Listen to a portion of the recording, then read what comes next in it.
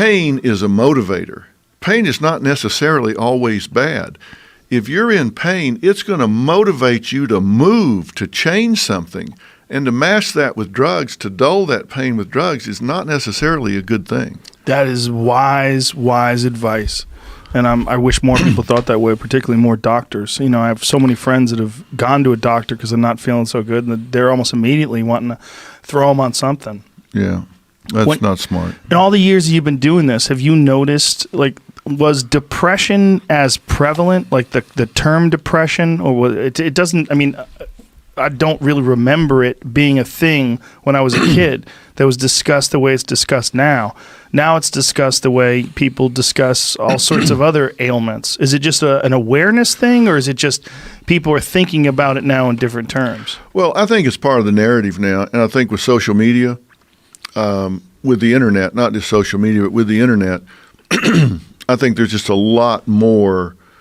It's a lot more in the nomenclature, and there's a lot more awareness about it. But I think it was just as prevalent in the 50s and 60s as it was now. But in the 50s and 60s, there wasn't a psychologist on every corner. Right. And there is now. Yeah. And there wasn't subdoctoral licensing then. I mean, you what does that mean? Well, back then, you had to have a PhD or an MD as a psychiatrist to see patients. Now they have marriage and family therapists, they have licensed social workers, they have different levels where you can do independent practice. So that's broadened the number of people that can provide services. And some people think that's a good thing, some people think it's not.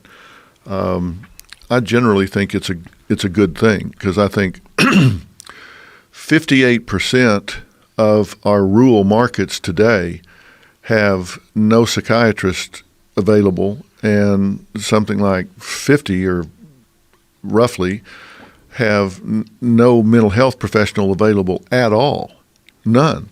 So there's just nobody available to help people in the outlying areas. So I think the more people you can get into the profession, so long as there's a degree of competency, is better. But, I think it's always been prevalent. I just think people didn't talk about it very much. It's just something they swallowed or they took to church or... Yeah. Yeah.